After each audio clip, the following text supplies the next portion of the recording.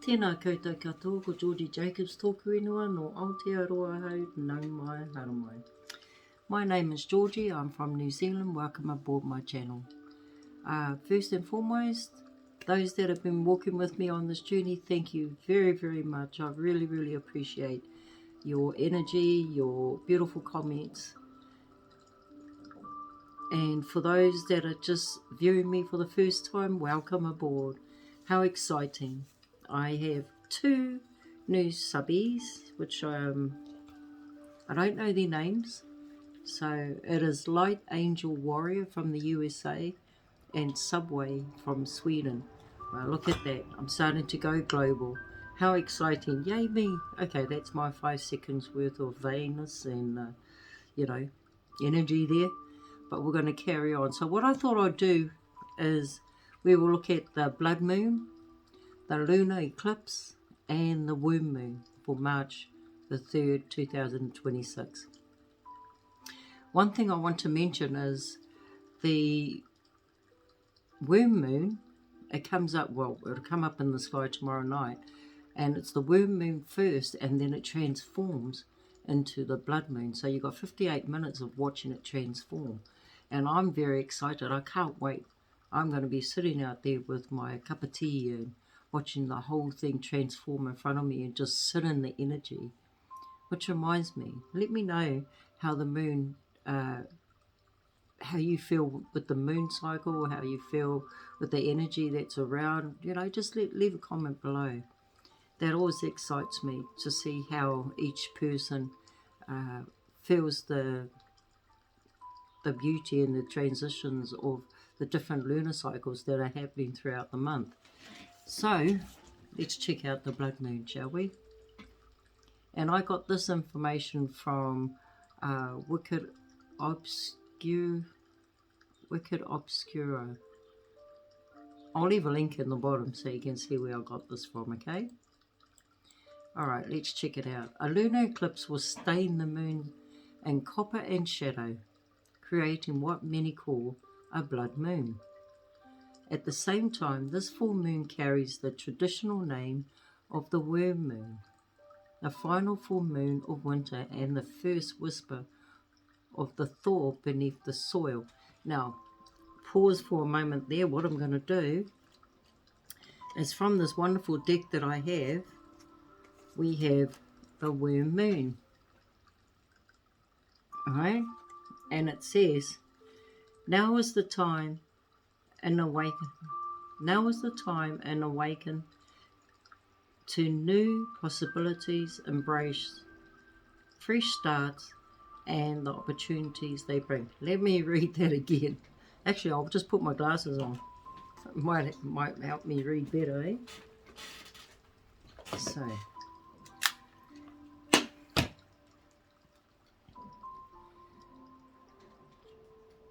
well, look at that, I can see better. Now is the time to awaken to new possibilities, embrace fresh starts and the opportunities they bring. It's all about awakening, fresh beginning and opportunities. Alright, so because it's the worm moon and it's a new moon eclipse, let's read what that has to say. A time of deep change and introspection, marking the start of a new, powerful, new cycle. And it kind of sounds similar. One, introspection, marking the start, deep change. This one is awakening to new possibilities and the opportunities it brings. Alright, let's carry on with the cordial that I'm looking at. I just wanted to throw that in as we're going along. What a blood moon lunar eclipse means spiritually. A lunar eclipse occurs when the earth moves between the sun and the moon, casting its shadows across the lunar surface. During a total eclipse, the moon turns red, tinted by filtered sunlight bending through Earth's atmosphere. Astrologically and spiritually, lunar eclipses represent culmination and release. And we'll be talking a little bit more about that soon. where a regular full moon illuminates, an eclipse intensifies. It brings hidden truths forward quickly. It accelerates endings. It closes chapters that have lingered too long. Oh, and I must admit, in February it was quite that, things coming to an end. Let's look at it this way, like an example. You've been friends with someone for a very, very long time, and all of a sudden they decide, oh, I don't want to be your friend anymore. How heartbreaking is that? How heart-wrenching is that? But it says that it brings an end to things, and it leaves room for something even more beautiful to come through. And I'm meaning people, places and things, eh? You release something, something better comes. So we have to all go through that at certain times. Eclipses are often described as fated moments. They do not ask politely, they reveal. Ooh, that sounds mystical. During a blood moon, emotional energy runs high. Patterns that have been tolerated may no longer be sustainable. Illusions dissolve. Decisions that were avoided demand clarity. And I remember just talking with my family that, people are going to start revealing their true selves, whether you like it or not. They end up, what's the word? They tell on themselves, They reveal themselves and, oh my goodness, you're not what they thought they would be. During a blood moon, emotional energy runs high. Patterns that have been tolerated. I just read that. This is a cosmic red ink across the page of your life. And ain't it just? Right, we're going to check out the worm moon and the return of movement. Alright, so I just read out the worm moon here. And it talked about new awakenings, right? New opportunities, fresh starts. Right, let's see what it says here. The March full moon is traditionally known as the worm moon, named by indigenous Northern American tribes who observed earthworms reappearing as the soil thawed. And that, my dear followers, was what I meant when it said, the thawing of the soil. I had no clue until we got here. The worm moon signals the softening of frozen ground, the return of birds in migration, and the stirring beneath the surface, the first stirring beneath the surface. It's not yet spring in full bloom, that is the beginning of movement. So when they talk about spring, for us it'll be autumn, and they're talking about winter, ending of winter, so for us it'll be the ending of summer in the southern hemisphere. Paired with a lunar eclipse, the symbolism becomes powerful. Something beneath your surface is shifting. What has been frozen may begin to break open. The worm moon reminds us that transformation begins underground. And don't it ever? There's always something underlining our lives, things that we have probably forgotten about, but all of a sudden it's coming into view again. You got to deal with it, okay? Okay, why this eclipse feels intense. It coincides with transitional astrological energy. We are at the end of winter, whilst summer. Pisces season is dissolving, and the old astrological year. Pisces season is dissolving the old astrological year, which makes sense. It's coming to the end of the zodiac signs. Aries season is waiting just beyond the horizon to start a new lunar year. This eclipse may bring emotional revelation, relationship turning points, sudden clarity about where you feel stuck, a need to release resentment or grief, and strong intuitive flashes. Blood moons really create new beginnings. They end what has quietly expired. Ooh, that sounds really ominous. As something falls away now, trust that it was already weakening. What to do during a blood moon eclipse. Eclipses are not ideal for heavy spell work or manifestation rituals.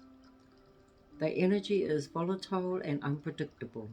Instead, focus on observation over action. Watch what surfaces, notice emotional reactions without rushing to respond. Yeah, as fire signs, we've got to learn that, a bit of patience and stuff.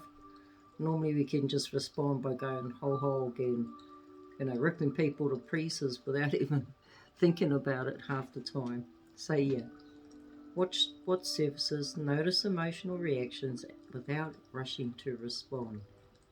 In other words, choose your battles. Release ritual. Write down what you're ready to let go of. Safely burn the paper or tear it.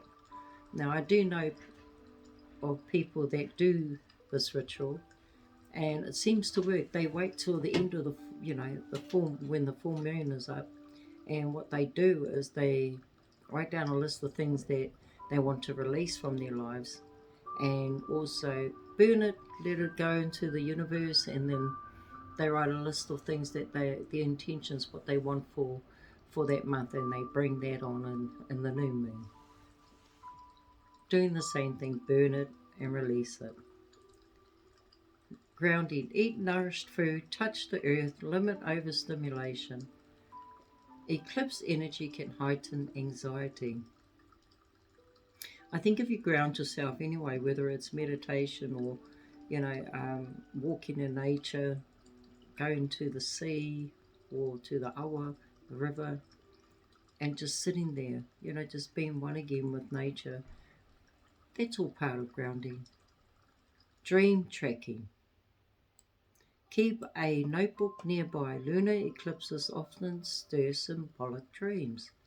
The most important practice during an eclipse is presence. The shadow and the light. The blood moon reminds us that shadow is part of illumination. The red tint of the moon is not destruction, it is transformation. Earth's shadow does not erase the moon, it reframes it. In the same way, the eclipse may cast light on something uncomfortable, but discomfort is often the doorway to growth, and that's what I was mentioning before, where you have to release people, places, and things that no longer serve you so that something better can come and a better version, eh? Something that, because you're now excelling spiritually, the people you're going to meet on the journey is going to be exactly that. They too have been doing the healing, so therefore, they'll be able to walk on this journey with you. The womb moon beneath the eclipse promises that what breaks open now makes space for renewal, and that's exactly what I was just referring to. Final reflections. The blood moon lunar eclipse arrives as winter loosens its grip. It carries the energy of release, reckoning, and subterranean movement. Let it show you what has run its course. Let it loosen the soil of your life. The worms are already stirring. The ground is already softening. Spring is not far behind. How exciting is that, eh? What a journey. And last but not least, I wanted to go over like the new moon. We did the worm moon and the new moon eclipse. So I thought I would do the new moon or the worm moon in Virgo. Yeah? Alright. So it's a... Hang on, I put my glasses back on. It's a fresh start, a moment to set intentions and trust in the infinite possibilities ahead. Let your inner voice guide you forward. And I think we had that, the new possibilities, embrace fresh starts and the opportunities they bring. So the worm moon in Virgo. Let's have a look at Virgo. Set practical goals and focus on personal growth and healing, and it all pretty much says the same thing, but this one talks about healing. Now, in order to move forward, you got to heal something from the past so that you have some room for new things to come forward. I look scary on on the camera in those glasses for a moment there, so I thought I'll take more. But one more thing that we're going to look at, because we did the cardinal signs, we also did the fixed signs. So we did the cardinal signs, which was the wolf moon in Cancer, and the fixed signs, which was the snow moon in Leo. We're also going to look at the worm moon in Virgo and which modality it is for that. And it is the, where are we? It is the mutable signs. So who are the mutable signs? Gemini, Virgo, Sagittarius and Pisces are flexible, adaptable and communicative. They are the chameleons of the zodiac, marking the end of each season. They excel navigating change, ending cycles and adjusting to new circumstances. Often seen as the editors or finishers, they are intellectually versatile, but can sometimes be scatterbrained or indecisive. So let's learn a little bit more about them. Key traits of mutable signs: adaptable and flexible. They easily adjust to new environments and situations.